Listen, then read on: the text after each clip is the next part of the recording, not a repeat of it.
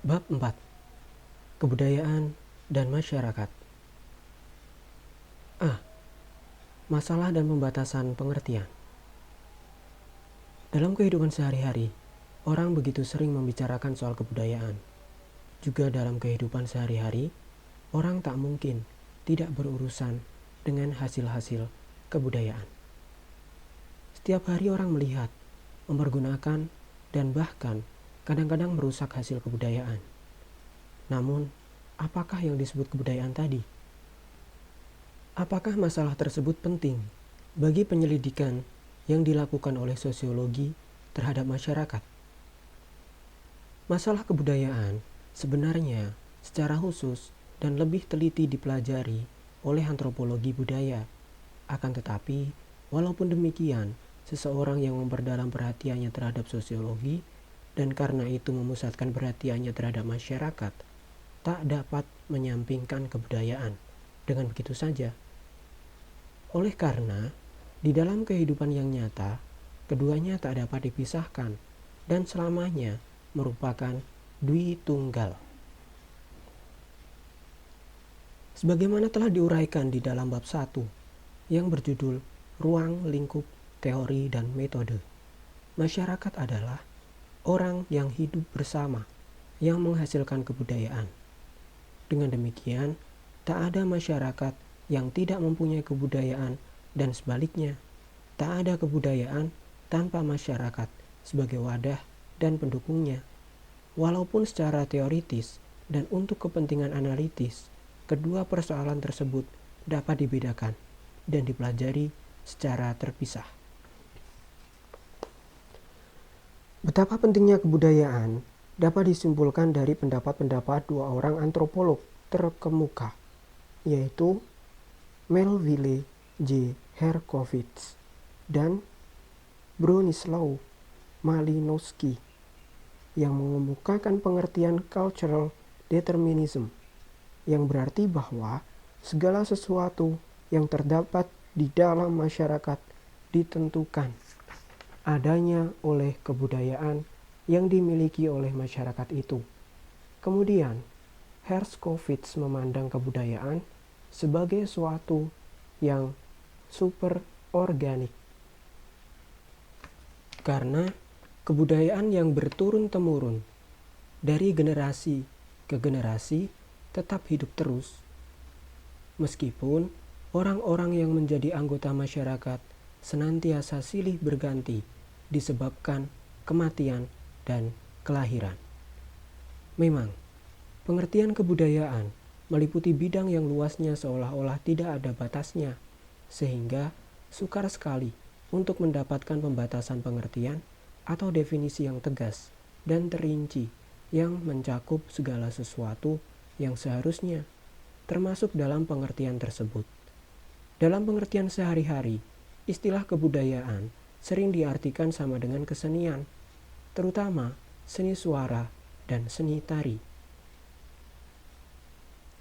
Akan tetapi, apabila istilah kebudayaan diartikan menurut ilmu-ilmu sosial, maka kesenian merupakan salah satu bagian saja dari kebudayaan.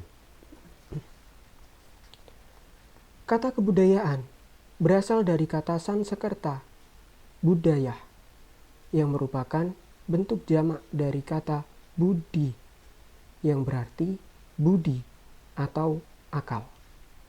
Dengan demikian, kebudayaan dapat diartikan sebagai hal-hal yang bersangkutan dengan budi atau akal. Adapun istilah culture, yang merupakan istilah bahasa asing yang sama artinya dengan kebudayaan, berasal dari kata Latin colere, yang berarti mengolah atau mengerjakan, yaitu mengolah tanah atau bertani.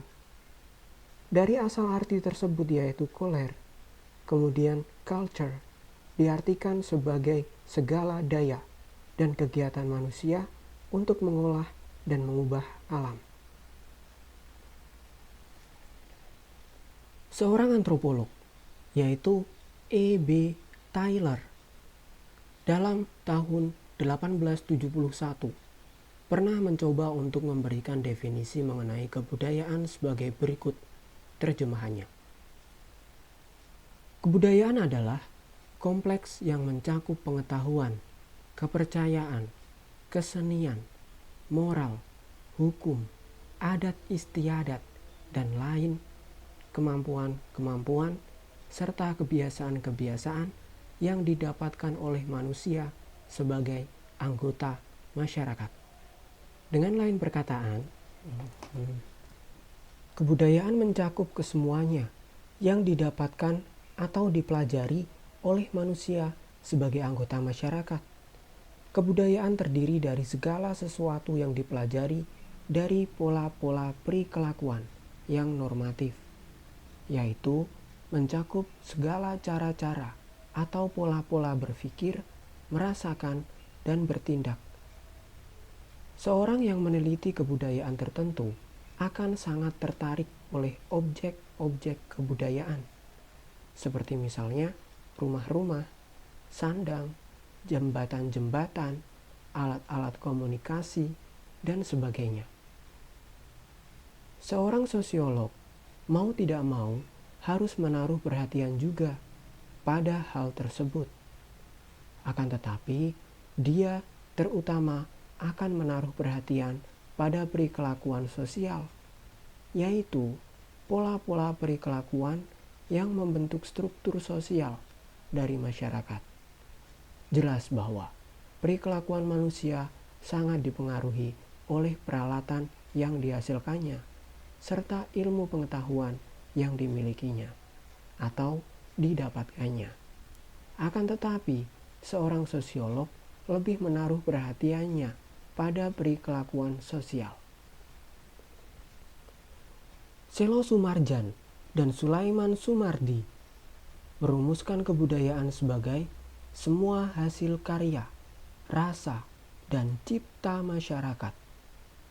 Karya masyarakat menghasilkan teknologi dan kebudayaan kebendaan atau kebudayaan jasmaniah, material culture, yang diperlukan oleh manusia untuk menguasai alam sekitarnya agar kekuatan serta hasilnya dapat diabdikan pada keperluan masyarakat.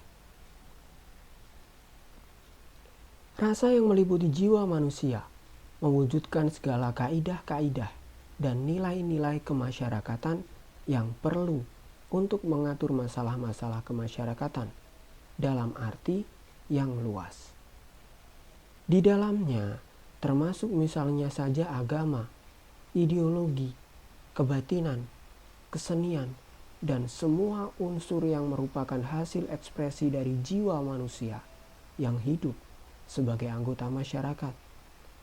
Selanjutnya, cipta merupakan kemampuan mental, kemampuan berpikir dari orang-orang yang hidup bermasyarakat dan yang antara lain menghasilkan filsafat serta ilmu pengetahuan, baik yang berwujud teori murni maupun yang telah disusun untuk langsung diamalkan dalam kehidupan masyarakat. Rasa dan cipta dinamakan pula kebudayaan rohaniah, spiritual atau immaterial culture.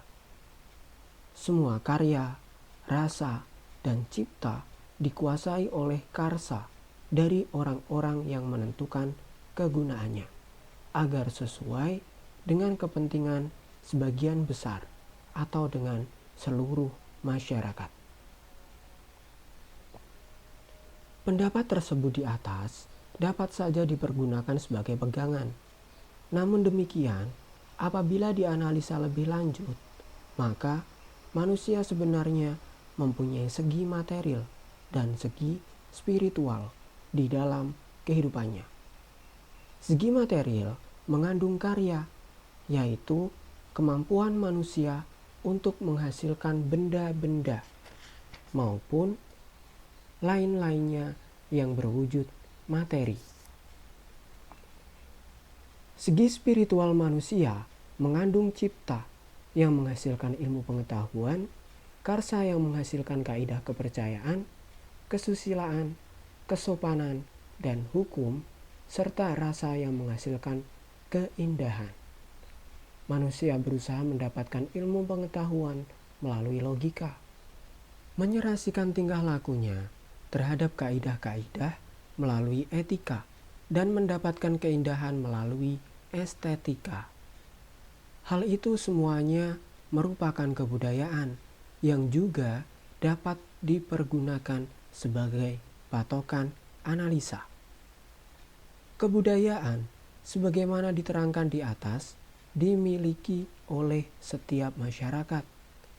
Bedanya hanyalah bahwa kebudayaan masyarakat yang satu lebih sempurna daripada kebudayaan masyarakat lain di dalam perkembangannya untuk memenuhi segala keperluan masyarakatnya.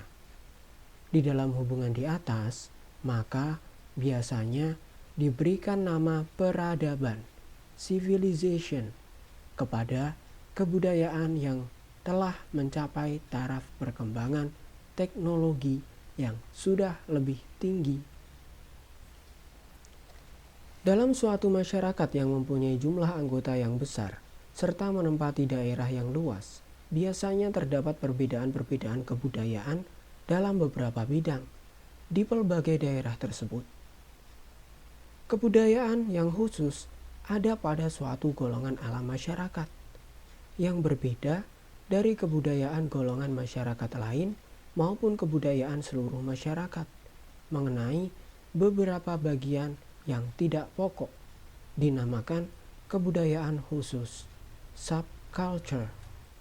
Misalnya di Indonesia, ada kebudayaan Indonesia, hal mana antara lain dapat dibuktikan dengan adanya satu bahasa, satu pandangan hidup, dan lain sebagainya. Akan tetapi, bangsa Indonesia sendiri dari pelbagai suku bangsa disebut ethnic group yang mempunyai kebudayaan masing-masing yang mengenai bagian-bagian yang tidak pokok berbeda satu dengan lainnya. Umpamanya, suku-suku bangsa Aceh, Batak, Minangkabau, Sunda, Jawa, dan lain sebagainya adalah suku-suku bangsa Indonesia yang mempunyai kebudayaan-kebudayaan khusus atau subcultures yang apabila diteliti mempunyai dasar-dasar yang sama. Subculture atau kebudayaan khusus timbul antara lain karena perbedaan daerah, suku bangsa, agama, latar belakang pendidikan formal, profesi, dan lain sebagainya. Kadangkala, di samping subculture tersebut, timbul pula counterculture yang pada hakikatnya tidak serasi atau bahkan mungkin berlawanan dengan kebudayaan induk. Walaupun berlawanan, namun gejala tersebut tetap merupakan kebudayaan. Oleh karena mengandung ciri-ciri pokok dari kebudayaan. Contohnya adalah kenakalan remaja, pelacuran, kejahatan, dan seterusnya.